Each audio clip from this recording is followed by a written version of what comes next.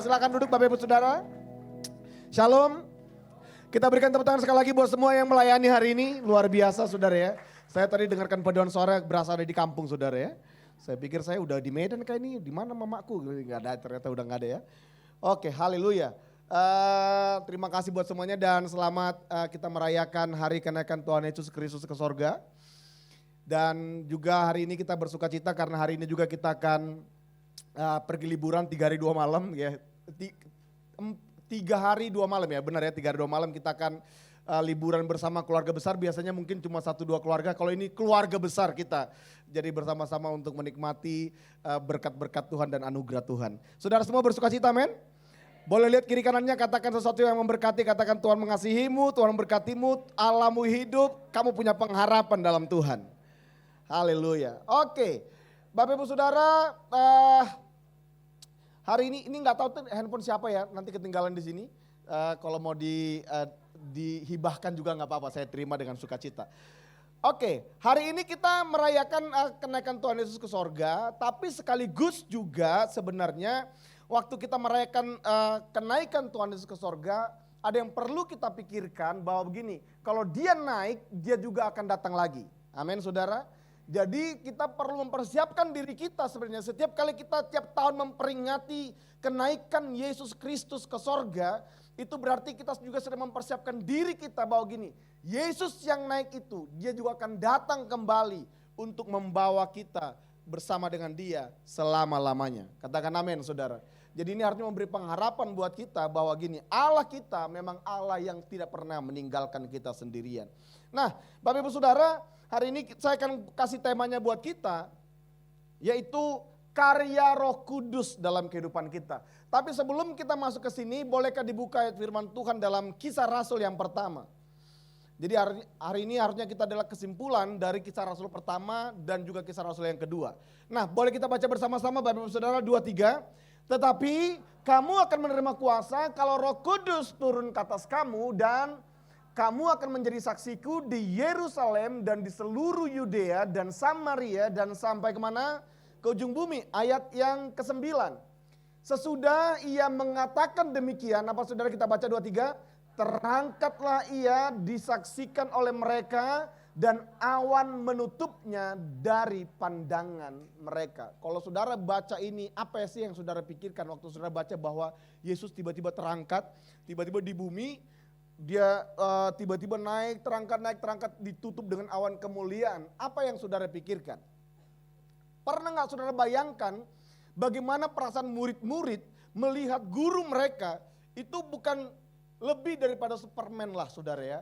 Kalau Superman dia harus perlu lompat dulu ya kan baru terbang ya gitu ya. Tuhan Yesus tiba-tiba dia terangkat sampai mereka gak bisa melihat lagi. Dia terangkat ke awan-awan. Itu menunjukkan bahwa memang gini, Allah kita Yesus Kristus adalah Tuhan yang hidup. Amin saudara. Saya berharap kita gak perlu ragu lagi bahwa gini, iman saudara dalam Yesus adalah iman yang hidup. Yesus yang kita sembah itu adalah Allah yang berkuasa, Allah yang berdaulat atas seluruh semesta, kematian, bahkan juga kehidupan. Ini menunjukkan bahwa gini, dia adalah Tuhan atas seluruh alam semesta. Yang mati dia bangkitkan, yang lumpuh dia celikan, yang buta dia berjalan. Salah ya saudara, artinya saudara masih ngikutin. Saudara, dia adalah Allah yang melakukan perkara-perkara yang hebat, bahkan dia bangkit dari kematian, lalu kemudian dia naik ke surga, disaksikan kurang lebih 500 orang. Jadi ini bukan cuma sekedar rumors, ada saksi hampir lebih 500 orang menyaksikan dia naik ke surga ditutupi oleh awan-awan. Lalu kemudian terus ketika mereka murid-murid sedang takjub, mereka sedang bersuka cita, mereka begitu terharu melihat bahwa gini, memang Allah mereka yang tadinya mereka pikir sudah mati, bukan hanya menunjukkan dia hidup, tapi kemudian waktu Yesus naik ke sorga itu meneguhkan iman mereka. Sementara mereka melihat takjub kagum kepada Yesus yang sedang naik ke sorga itu, ketika mereka sedang menatap ke langit, waktu ia naik itu, tiba-tiba berdirilah 2 orang yang berpakaian putih dekat mereka. Ada malaikat, ayat yang ke-11. Boleh kita baca bersama-sama 2-3.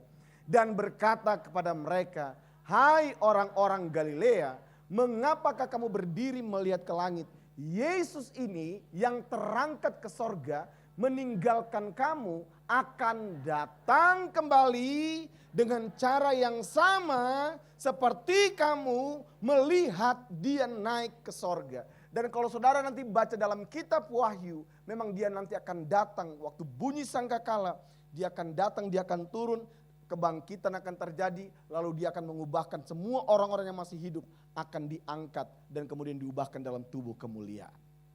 Jadi saudara, kalau kita hubungkan Alkitab kita, Alkitab ini adalah buku yang paling hebat. Ditulis dengan begitu banyak orang, rentang waktu ribuan tahun. Tapi gini, semua ceritanya, narasinya tidak ada yang berbeda. Ini menunjukkan memang Alkitab kita adalah ilham dari Tuhan, firman Tuhan yang tergenapi, yang terbukti, teruji, bahkan melewati sejarah sekalipun. Makanya bacalah firman Tuhan. Kita ada Daily Bible Reading saudara, tolong dibaca. Saudara sudah upload belum sih Bapak Ibu Saudara apps kita? Itu ada yang sampai kirim ke luar negeri nggak bisa saudara. Tolong yang dalam negeri jangan sampai saudara nggak buka apps kita ya. Yang luar negeri aja haus, masa yang dalam negeri nggak mau? Coba colek kiri kanannya, kamu sudah download belum aplikasinya? Itu cuma berapa kilo, thank you. Wah WL kita luar biasa, sudah katanya jempolnya mau dinaikin semua ya saudara ya. Tolong itu mah meganya nggak besar saudara, itu waduh menyita sedikit banget dari handphone saudara, tapi itu akan memberikan banyak manfaat rohani dalam hidup saudara. Jadi tolong di-download apps-nya, itu apps MCC ya saudara ya. Itu nanti saudara bisa dapat renungan, saudara dapat testimoni di sana, ada pengajaran di sana, ada Daily Bible Reading, itulah kira-kira saudara ya. Pembacaan Alkitab tiap hari lah pokoknya. Jadi saudara kita perlu membacanya tiap hari supaya kita bertumbuh karena firman Tuhan ini adalah firman Tuhan yang pasti digenapi dalam kehidupan kita. Amin. Nah hari ini kita kembali ke slide saya. Saudara, karena Tuhan Yesus berkata bahwa dia akan datang kembali, saya gak khawatir dan saya gak takut sebenarnya. Kalau tiba-tiba harusnya gini, kalau kita percaya kepada Yesus dan kemudian kita langsung dipanggil Nina Ilai Wene Keke saudara, saya percaya kita semua pasti masuk surga. Percaya. Tapi saya khawatirnya begini, waktu kita udah percaya kepada Yesus dan kita masih menunggu, bahkan ada banyak orang kalau saudara baca di Alkitab, katanya Tuhan Yesus mau datang, tapi sampai sekarang buktinya belum datang-datang. Akhirnya banyak orang menjadi abai dan kemudian kehilangan pengharapan dan iman mereka di perjalanan. Saya khawatir di tengah-tengah menjelang hari kedatangan Tuhan ini, ada banyak iman yang berguguran karena kemudian kehilangan kesetiaannya terhadap iman mereka kepada Yesus Kristus. Itu sebabnya begini, waktu Tuhan Yesus naik ke sorga, kita perlu bersyukur sebenarnya bahwa kenaikan Tuhan Yesus ke sorga itu adalah awal dimulainya era Roh Kudus dan gereja Tuhan sebenarnya. Ini adalah waktu Roh Kudus bekerja, di mana Tuhan Yesus sekarang, Tuhan Yesus ada di sorga. Dia duduk di sebelah kanan Allah Bapa, itu kata Alkitab.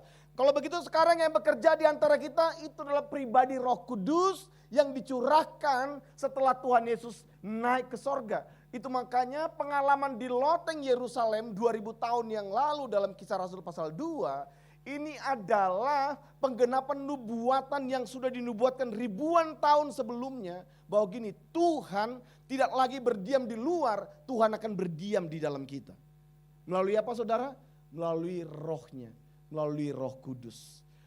Dan Roh Kudus, kenapa Roh Kudus perlu dicurahkan kepada kita? Ada banyak alasan teologis kenapa Tuhan Yesus harus naik ke sorga. Tapi hari ini saya ingin menyoroti sebenarnya bahwa begini. Supaya Roh Kudus diturunkan, supaya Roh Kudus berkarya. Karena kalau Tuhan Yesus secara fisik dia terbatas oleh waktu, tempat, dan juga dengan keterbatasan fisik. Tapi begitu Roh Kudus yang bekerja, Roh Kudus bekerja di seluruh dunia, di waktu yang sama, di tempat yang berbeda, tidak terbatas menyertai saya dan saudara. Amin. Itu sebabnya sebenarnya era kita hari ini adalah era yang dinanti-nantikan oleh pendahulu-pendahulu kita, karena mereka menerima nubuatannya, tapi kitalah yang mengalami penggenapannya. Roh Kudus bersama dengan kita. Makanya penuh dengan Roh Kudus itu bukan pilihan buat saya dan saudara. Coba bilang kiri kanannya, penuh Roh Kudus bukan pilihan. Amin saudara. Penuh Roh Kudus harusnya adalah harga mati. Itu adalah keharusan yang perlu terus kita usahakan. Sebab ini adalah janji Bapa yang digenapi dalam kehidupan kita. Karena tidak mungkin kita bisa tiba di ending menjelang nanti menantikan kedatangan Tuhan Yesus yang kedua tanpa kita penuh Roh Kudus. Roh Kudus itu bukan cuma milik orang Pantai Kosta, orang karismatik, orang GBI. Roh Kudus bukan milik denominasi. Roh Kudus adalah janji Bapa buat semua orang yang percaya. Katakan sama-sama amin saudara. Jadi gak peduli saudara orang Batak, orang Jawa, orang apa saja. Kita semua perlu Roh Kudus. Karena hanya Roh Kudus yang akan menguatkan kita, menyertai kita untuk kita bisa menjelang kedatangan Tuhan Yesus yang kedua. Percayalah, tanpa Roh Kudus kita pasti akan gugur tengah jalan. Tanpa Roh Kudus kita pasti akan gagal. Tanpa Roh Kudus kita pasti akan kelelahan. Kita akan tertipu, kita akan mengalami banyak kekecewaan. Hanya Roh Kudus yang akan menolong kita. Amin saudara. Makanya penuh Roh Kudus itu adalah harga mati. Coba bilang kira-kira jangan tawar. Itu harga mati. Nah sayangnya kan begini, ada banyak orang berpikir penuh Roh Kudus itu cuma berbahasa roh. Benar gak sih saudara? Orang berpikir bahwa ini penuh Roh Kudus itu bahasa roh. Bahkan saya pernah putus dari istri saya hanya karena tentang bahasa roh.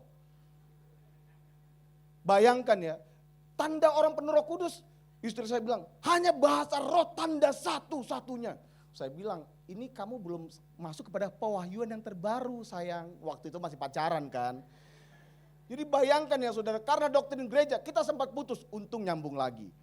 Gitu ya. Nah, penuh Roh Kudus ini bukan cuma sekedar bahasa rohnya saudara. Nah kita akan melihat apa sih karya Roh Kudus dalam kehidupan kita. Saya ingin kita kepada Alkitab penggenapan dari janji Tuhan yang pertama kali dari perjanjian lama pasti ada orang diurapi Roh Kudus. Ada raja-raja di perjanjian lama diurapi Roh Kudus. Nabi-nabi diurapi Roh Kudus. Tapi di perjanjian lama tidak ada orang awam yang diurapi Roh Kudus. Pasti yang diurapi itu hanya orang-orang tertentu. Tapi begitu Yesus naik ke sorga, semua orang bisa diurapi Roh Kudus dengan kuasa yang sama. Katakan sama-sama amin. Tidak ada pendeta yang lebih hebat, pastor yang lebih hebat. Semua kita punya kuasa yang sama, punya otoritas yang sama karena Roh Kudus yang sama memenuhi kita. Nah, coba kita lihat. Kita baca dulu dalam Kisah Rasul pasal yang kedua ayat saya akan saudara nanti bacalah di dalam satu pasal itu, pasal 2 nanti saudara akan lihat bagaimana Roh Kudus memenuhi gereja Tuhan, cara hidup mereka, kemudian ada satu yang berbeda dalam hidup mereka dipenuhi oleh Roh Kudus. Coba kita baca dari 3 dan 4. 3, 2, 1. Dan yang bertebaran, maka penuhlah mereka dengan Roh Kudus, lalu mereka mulai berkata-kata dalam bahasa-bahasa lain, seperti yang diberikan untuk mengatakannya. Sayangnya banyak orang karismatik hanya memahami ini sekedar bahasa roh saudara. Saya juga berbahasa roh, percayalah saya percaya dengan bahasa roh, saya juga mempraktekkannya, tapi saya tidak pernah memamerkannya. Karena memang itu bukan bahasa yang tiba-tiba saya ucapkan dengan apa yang saya mau. Suatu kali ada pendeta yang bilang gini, bro kayaknya kita berbeda nih gitu ya. Ini waktu saya masih jadi staf penggembalaan, ya kenapa Pak Gem? Kalau gua hitung 1, 2, 3 bahasa roh, lu bahasa roh dong gitu ya. Ya saya bilang ya Roh Kudus yang belum ngomong ya gimana dong. Saya bilang ya gak apa-apa lu bahasa roh aja. Bahasa roh itu bukan seperti bahasa Inggris atau bahasa Jawa yang saudara hafalkan lalu saudara bisa ucapkan. Bahasa roh itu hanya bekerja waktu Roh Kudus penuhi kita dan kemudian dia yang menggerakkan lidah kita. Amin saudara. Makanya Alkitab berkata penuhlah mereka dengan apa saudara? Dengan Roh Kudus lalu mereka mulai berkata-kata. Sayangnya ada orang belum pernah Roh Kudus berkata-kata dulu penuh Roh Kudus nggak tahu kapan. Nah ini bukan penuh Roh Kudus yang dinyatakan di Alkitab. Di Alkitab dikatakan waktu mereka penuh Roh Kudus, lalu mulailah mereka berkata-kata dengan dalam bahasa lain seperti apa Bapak Ibu Saudara? Seperti apa? Yang diberikan oleh Roh itu kepada mereka untuk mengatakannya. Jadi nggak bisa saya bilang gini, Makanya kita nggak pernah mengajar, 1, 2, 3, ayo semua bahasa roh semua, bahasa roh. Itu berarti saudara, kita bukan Roh Kudus, kita ngatur-ngatur Roh Kudus itu namanya. Harusnya kan gini, orang percaya itu harus tunduk dan taat kepada Roh Kudus. Bukan Roh Kudus tunduk kepada kita. Ini jangan terbalik-balik saudara. Ini ada banyak Injil yang terbalik-balik dan terbolak-bolak hari ini. Tapi saya percaya di MCC kita semua Injil yang sepenuhnya. Amin saudara. Nah apa poin pertama? Yang pertama adalah Roh Kudus memenuhi gereja Tuhan murid-murid. Yang pertama dia ubah adalah dia ubah kata-kata dan bahasanya. Pertanyaannya begini, kenapa waktu Roh Kudus pertama kali bekerja yang dia rubah adalah bahasa dan kata-kata kita saudara? Kenapa? Menurut Bapak Ibu Saudara kenapa? Di sini boleh jawab asal yang benar. Kenapa menurut saudara? Karena memang orang Israel ini adalah bangsa yang tegar tengkuk. Benar ya Bapak Ibu Saudara? Mereka itu kalau saudara baca di Alkitab, bangsa Israel itu mati paling banyak bukan karena dibunuh oleh musuhnya dalam peperangan. Mereka mati paling banyak, bahkan hampir 80% mereka mati di perjalanan karena dosa mereka, pemberontakan mereka dalam kata-kata mereka. Bersungut-sungut akan banyak saudara baca di Alkitab, bangsa itu bersungut-sungut kepada Tuhan dan Tuhan membunuh mereka banyak kali. Ribuan orang, puluhan ribu orang. Bahkan kalau di total dari waktu mereka keluar dari Mesir sampai mereka tiba di Kanaan, hampir 600.000 orang tewas di perjalanan karena dosa bersungut-sungut mereka kepada Tuhan. Bukan karena dibunuh musuh, bukan karena masalah, bukan karena tantangan. Tapi karena apa saudara? Persungutan mereka. Karena kata-kata mereka. Kalau saudara yang paling terkenal di Alkitab adalah tentang kisah 12 pengintai. Saudara pernah dengar kisah itu saudara? Makanya bacalah Alkitab saudara, ikutin aja MCC punya itu. Daily Bible Readingnya tuh. Saudara akan baca terus menerus, saudara akan ketemu sampai nanti dalam kitab Bilangan. Saudara akan ketemu di sana ada kisah 12 pengintai yang disuruh untuk mengintai tanah Kanaan. Kemudian gini, 10 dari pengintai yang pulang, kan mereka diutus 12 orang. 10 orang dari pengintai itu kemudian mengeluarkan kabar busuk katanya, kabar yang menakutkan. Sehingga kemudian bangsa itu bersungut-sungut, mereka mulai mengeluh, mereka mulai menyalahkan, mereka mulai ngomel, mereka mulai komplain. Sampai kemudian Tuhan menghukum mereka, Tuhan membuat mereka orang yang usianya 20 tahun ke atas itu tewas dan tidak ada yang masuk ke tanah perjanjian karena dosa perkataan. Benar gak Bapak Saudara? Kan kita MCC di bulan ini, 3 bulan ini kita membicarakan tentang hubungan. Saya mau tanya, terbanyak hubungan kita hancur karena apa saudara? Karena doi? Karena apa hubungan kita banyak hancur? Ini nih, makanya memang pepatah Indonesia itu paling bagus. Mulutmu adalah harimaumu. Artinya apa sih sebenarnya Bapak Saudara itu? Betapa buasnya mulut kita, iya kan? Kita kadang-kadang bukan diterkam oleh orang lain, diterkam oleh perkataan kita, kita dimakan, kita dihancurkan, kita diberangus oleh perkataan kita. Makanya waktu Roh Kudus pertama kali, ini perenungan saya, kenapa yang pertama kali Roh Kudus ubahkan adalah bahasa dan kata-kata daripada murid-murid? Karena memang begini, ini sangat penting. Makanya kitab Amsal berkata, hidup dan mati dikuasai lidah. Siapa suka menggemakannya akan memakan buahnya. Betapa powerfulnya perkataan kita. Betapa berbahayanya. Kitab Amsal berkata gini, mulut kita ini, lidah kita ini memang yang paling kecil, tapi dia bisa menggerakkan api neraka. Makanya gak heran kadang-kadang rumah kita kayak neraka, bukan? Bukan ya? Enggak ya, puji Tuhan, haleluya. Karena saudara penuh Roh Kudus. Yang ada adalah sorga di bumi. Sorga di rumah kita. Tapi kalau gak ada Roh Kudus, mulai kalau saudara, waduh, mulai kata-kata kita keluar, kata-kata yang omelan keluar, semua kebun binatang yang bahkan gak pernah diajarkan di sekolah, keluar dari mulut kita. Tiba-tiba ada pohon baru tuh. Ya kan saudara? Kenapa? Karena gini, mulut kita ini seringkali dipakai oleh iblis untuk menghancurkan kita tanpa sadar. Lidah kita ini menggerakkan kehidupan kita. Makanya pertama kali waktu Roh Kudus memenuhi para murid yang dia jamah lebih dahulu, waktu mereka penuh, maka yang keluar adalah perkataan yang baru, bahasa-bahasa yang baru untuk memuliakan Tuhan. Bahasa untuk apa, saudara? Perkataan menceritakan perbuatan Tuhan dan memuliakan Allah. Makanya sederhana begini, orang yang penuh Roh Kudus itu dapat dikenali, ditandai dari mana Bapak Ibu Saudara? Dari bahasa dan kata-katanya. Oh, saudara kan berkata gini, ada Pak sebenarnya kata-katanya memang agak pedes sih, agak menyelekit sih, tapi hatinya mau baik Pak. Oke, saya akan jawab saudara dengan firman Tuhan. Oke, mari kita baca bersama-sama. Saya tidak mau dengan kata-kata saya mau kita jawab dengan firman Tuhan. Mari kita baca 2, 3. Orang yang baik mengeluarkan barang yang baik dari perbendaharaan hatinya yang baik. Dan orang yang jahat mengeluarkan barang yang jahat dari perbendaharaan yang jahat. Terus 2, 3 dengan suara yang keras. Karena yang diucapkan mulutnya meluap dari hatinya. Makanya saya kasih gambar air saudara dalam gelas. Kalau saudara masukkan air yang jernih ke dalam gelas, kira-kira yang luber apa saudara? Kira-kira yang luber air yang jernih atau air yang kotor? Pasti air yang jernih, karena yang meluber, yang dimasukkan air jernih, yang luber pasti air yang jernih. Kalau dimasukkan air yang kotor, yang luber kira-kira air yang kotor atau yang bersih? Kotor pasti.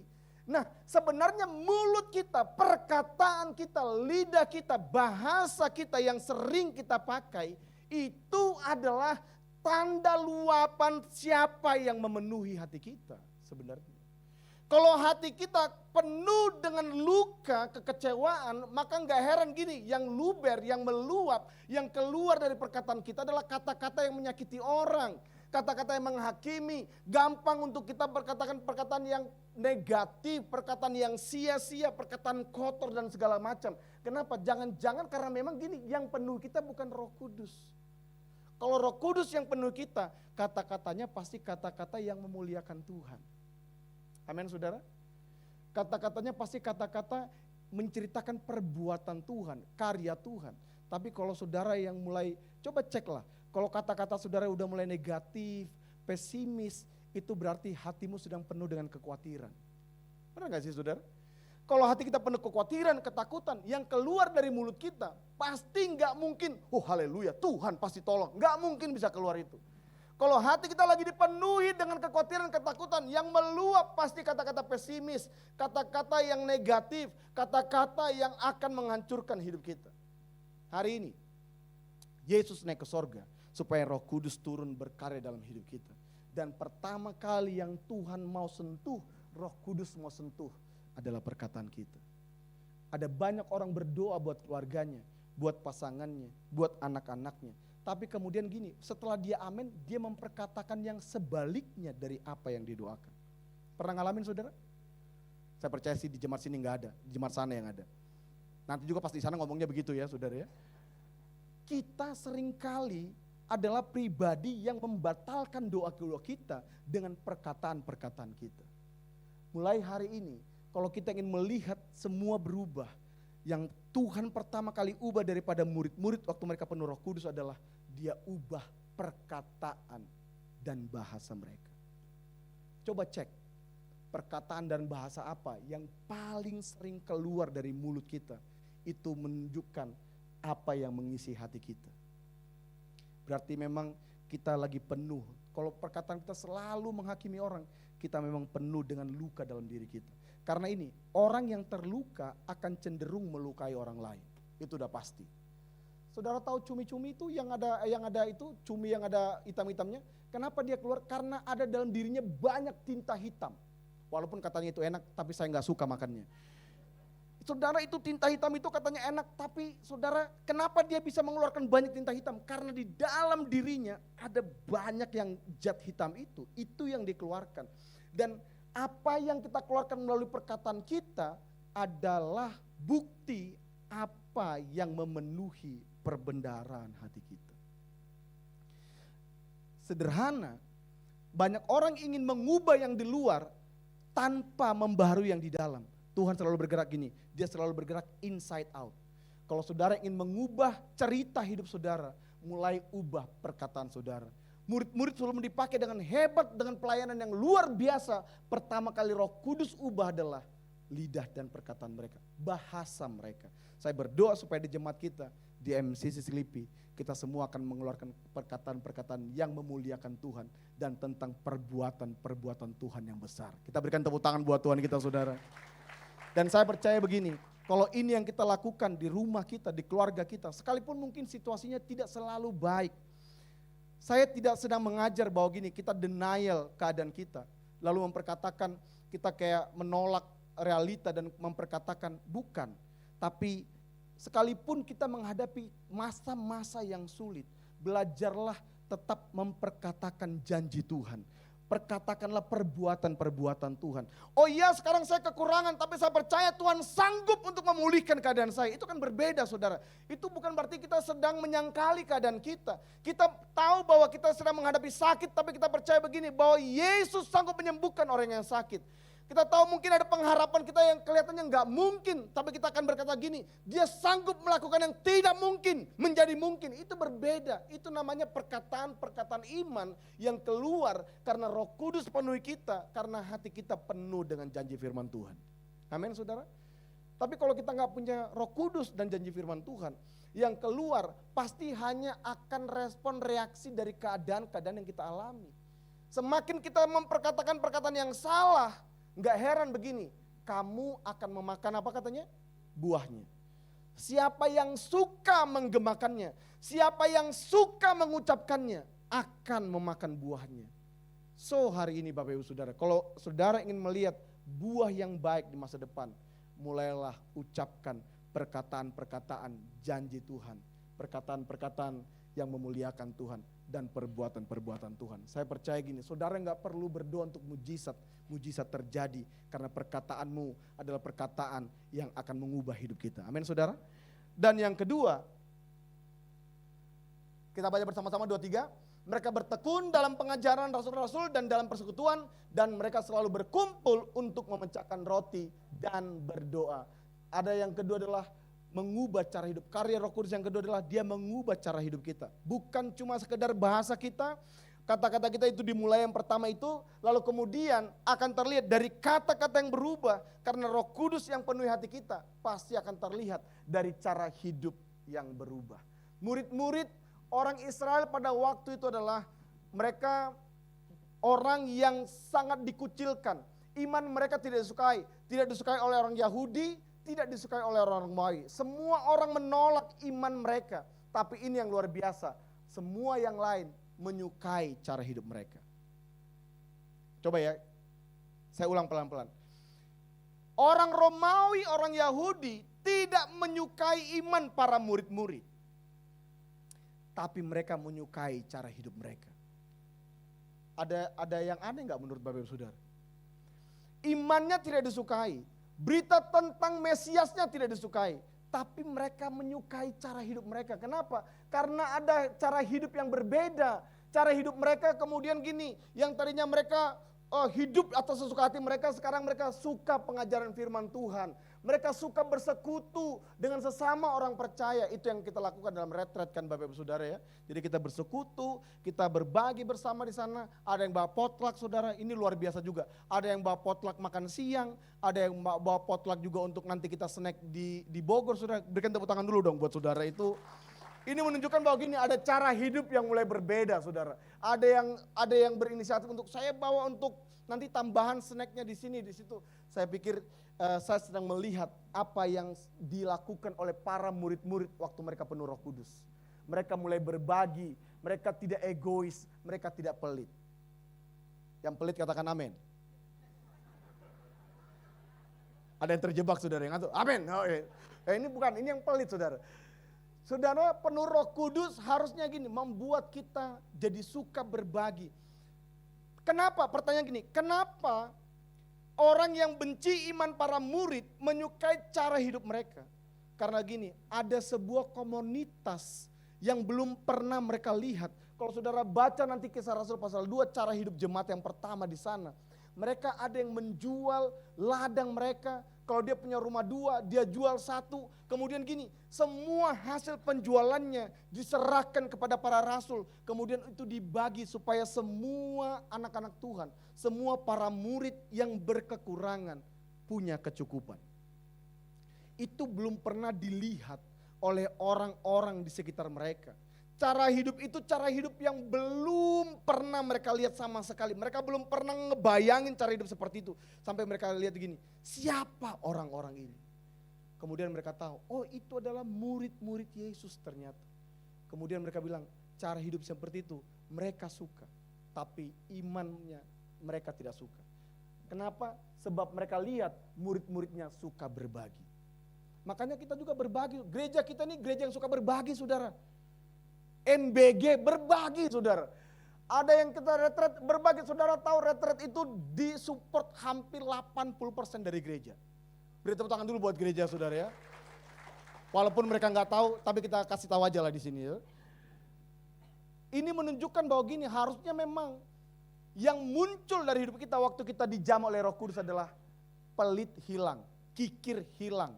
Apalagi bahasa pelit itu apalagi, saudara? Itu dia, apalagi? Ya tolong bahasa saudara sendiri aja. Please, kalau saudara berkata bahwa itu masih ada, jangan-jangan memang kita belum mengalami Roh Kudus dalam hidup kita. Orang yang penuh Roh Kudus, orang yang cara hidupnya berbeda, dia suka berbagi, tidak pelit dan tidak egois. Dan ini dia, cara hidup disukai oleh semua orang. Boleh kita baca ayat yang terakhir dan kita akan berdoa.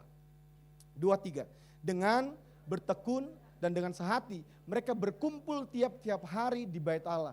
Mereka memecahkan roti di rumah masing-masing secara bergiliran dan makan bersama-sama dengan gembira dan dengan ini kalau murah hati semua makan gembira, saudara. Tapi kalau ada yang pelit pasti nggak gembira, bayangin. Dia pasti pikir siapa yang bayar nih, siapa yang bayar nih. Tapi kalau kita semua murah hati makan pasti gembira. Kita pasti lahap, ketawa, bercanda. Kalau saudara lagi makan bersama gitu ya, kalau saudara lihat ada orang kurang gembira, dia pasti takut bayar tuh sebenarnya tuh. Jadi saudara langsung kasih tahu duluan, supaya dia gembira kasih tahu duluan aja, saya pasti bayar. Dia pasti akan langsung gembira. Jadi makanya gini, orang kalau kita murah hati, suka berbagi, semuanya pasti makan dengan gembira, amin. Makanya saudara lihat kalau kita lagi makan di MBG, semua gembira saudara, karena udah ada yang bayar. Coba kalau setelah makan, ya setelah makan saudara ya patungan-patungan pasti ada yang, aduh ini kayaknya dia lebih banyak makan kok saya bayarnya sama nih gitu kan. Makanya kita mari kalau kita penuh Roh Kudus, Yesus naik ke sorga supaya Roh Kudus memenuhi kita. Dan kalau Roh Kudus penuhi kita, ada cara hidup yang berbeda. Cara hidup yang tidak egois, cara hidup yang tidak pelit, cara hidup yang suka berbagi. Saya berdoa supaya jemaat kita, jemaat yang dikenal dengan cara hidup yang baik. Orang boleh gak suka mungkin dengan MCC-nya. Orang boleh gak suka mungkin dengan denominasi kita. Tapi harusnya begini, mereka harus suka dengan cara hidup kita. Karena yang mengubah, yang membawa pesan yang paling kuat, yang bisa membawa orang kepada Tuhan adalah cara hidup yang disukai oleh semua orang. Saya tidak bilang begini untuk supaya kemudian kita jadi kompromi. Salah katakan salah, benar katakan benar. Tapi kita perlu membangun cara hidup. Kalau kita penuh dengan Roh Kudus, saya percaya gini, waktu saudara menyatakan kesalahan sekalipun, saudara akan menyampaikannya dengan penuh kasih. Amin saudara. Bahkan saudara akan menegur dia bukan karena saudara benci atau karena saudara kesal sama dia. Kesal sedikit bolehlah. Tapi saudara menyampaikan itu karena begini, saudara penuh dengan kasih karunia, penuh dengan kebenaran, penuh dengan Roh Kudus supaya orang itu juga mengalami perubahan kehidupan. Saya berdoa supaya di hari kenaikan Tuhan Yesus ini kita sadar bahwa gini, kita perlu penuh Roh Kudus. Sebab tanpa Roh Kudus kita nggak mungkin bisa menyongsong dia datang yang kedua kali. Kita perlu mempersiapkan diri kita. Cara persiapan diri yang terbaik adalah biarkan dirimu penuh Roh Kudus, dipimpin oleh Roh Kudus, diurapi oleh Roh Kudus, supaya kita terus mengalami kemenangan dalam kehidupan kita. Percayalah, waktu saudara penuh Roh Kudus, hidup saudara diubahkan mulai dari bahasa saudara, cara hidup saudara, mujizat Tuhan akan terus mengalir dalam hidup saudara. Di Alkitab, jemaat nggak pernah berdoa untuk mujizat, tapi setiap kali mereka berkumpul, mujizat selalu dinyatakan. Karena yang menarik mujizat itu bukan karena teriakan kita yang keras. Yang menarik mujizat itu adalah waktu kita penuh Roh Kudus, kita hidup seperti apa yang Roh Kudus mau, mujizat pasti akan terjadi. Mujizat akan mengikuti saudara. Makanya Alkitab berkata gini, tanda-tanda ini bukan dikejar oleh orang percaya. Tanda-tanda ajaib itu mengikuti orang yang percaya. Amin. Jadi kalau saudara penuh Roh Kudus, kita benar-benar hidup dalam iman, percayalah mujizat yang mengikuti kita. Tanda-tanda ajaib yang mengikuti kita, bukan kita yang mencarinya. Saya berdoa supaya kita semua hidup penuh dengan Roh Kudus. Kita berikan tepuk tangan buat Tuhan kita. Saudara, nanti pengumuman terakhir untuk reter kita sebentar kita berangkat. Nanti saudara yang naik bus yang pertama, tolong nanti mobil saudara diparkir di parkiran paling atas gitu ya. Jadi saudara boleh tinggalkan mobilnya, nanti saudara parkirkan mobil saudara di atas supaya mungkin apakah besok itu kan tetap hari kejepit, ada yang libur tapi mungkin kantor ada masuk sebagian. Jadi supaya tidak mengganggu kalau ada kantor Kapitol yang karyawan yang masuk, jadi mobil kita parkirkan di atas. Lalu kemudian nanti saudara akan didaftar ulang oleh Pak Nofri dan Bu Els. Jadi mereka akan menjadi bapak dan ibu bus saudara. Jadi nanti mereka akan pegang nama-nama saudara lalu mereka akan seperti di sekolah dulu. Ya Caca ya nanti hadir ya di checklist gitu ya. Jadi tolong nanti kita setelah ini kita akan makan. Lalu kalau bisa sebenarnya rundown kita jam 1 kita berangkat ke lokasi. Tapi kalau seandainya nanti saudara udah kenyang dan ngobrolnya udah selesai, udah santai, kalau mungkin bisa lebih cepat lebih bagus juga. Jadi kalau bisa nanti 12:30 ya kita berangkat 12:30. Tapi kalau nanti masih ada kayaknya jam 1 rundownnya kan jam 1 nih. Saudara nanti tinggal hubungin Bu Els sama Pak Nofri. Kalau saudara belum tahu orangnya tolong nanti di grup Bapak Panitia, Bapak Reka Rendra, tolong fotonya Pak Nofri nanti dipajang di grup jemaat ya supaya nanti orang tahu, oh ini Pak Nofri, supaya nanti dikasih tahu sama Bu Els. Jadi supaya nanti yang di bus mereka bisa mencari beliau, nanti bisa berkomunikasi. Nah bagi Bapak Ibu Saudara yang mungkin ada yang tidak benar-benar berhalangan tidak bisa hadir, tapi kalau saudara bisa hadir besok nih, kalau saudara bisa hadir besok, atau saudara paginya juga saudara belum bisa nih, saudara bisa mungkin gak datang nginep, tapi ini buat yang belum daftar ya, yang sudah daftar ya harus nginep, kita selesaikan sama-sama. Tapi saudara mungkin yang tidak mendaftar dan saudara ingin mengalami juga supaya kita kebersamaannya dapat, besok di selesai jam makan malam, kita akan adakan doa bersama keluarga, membangun intimacy, sebenarnya gitu ya, intimacy sebagai jemaat Sleepy. Itu jam rundown jam 7. Jam 7 kita akan sekaligus ada api unggun, ada barbecue. Saya mengundang saudara datang di hari Jumat besok. Saudara kita bisa doa bersama, setelah itu nanti saudara kita juga bisa, kan hari Sabtunya kan weekend kan, pasti libur lah gitu ya. Jadi saudara kita bisa juga nanti setelah kita selesai berdoa, ibadah, kita bisa saling kongko bareng lah, kongko kudus lah saudara. Pasti gak ada gospel. Gospel itu gosip pelayanan, gospel yang untuk kabar baik bagus. Tapi kita kongko-kongkonya adalah supaya kita saling mengenal, kita saling menguatkan, kita saling semakin kuat sebagai keluarga, sebagai jemaat Tuhan, sebagai keluarga rohani di MCC Sleepy ini, kita semakin kuat. Jadi saya harap saudara besok malam itu yang benar-benar gak bisa datang hari ini, kayaknya juga gak bisa datang nginep, saudara bisa datang di hari Jumat jam 7 malam itu, nanti saudara akan kita tahan pulang sampai jam 12 malam. Setelah itu saudara pulang ke rumah, saudara kita lepaskan dengan berkat Tuhan. Gitu ya. Jadi tapi ada juga yang datang hari Jumat lalu kemudian nginap sampai Sabtu selesai, puji Tuhan. Jadi nanti juga kita di hari terakhir, karena kita kan temanya kita adalah strong from home. Di hari terakhir itu kita akan dirilis berkat oleh para penatua kita. Jadi nanti penatua akan mendoakan kita sebagai strong from home itu di keluarga dan juga sebagai jemaat Tuhan. Karena gereja ini pun adalah keluarga kita juga secara rohani, amin. Jadi kita juga perlu kuat secara keluarga inti kita, tapi juga sebagai jemaat Tuhan, sebagai gereja Tuhan, kita juga perlu kuat, kita perlu juga satu, supaya kita bisa mengerjakan kehendak Tuhan. Jadi tolong bagi Bapak Ibu Saudara, ada beberapa saya lihat wajahnya yang belum mendaftar karena kesibukan, ini tolong nanti datang hari Jumat ya Bapak Ibu ya.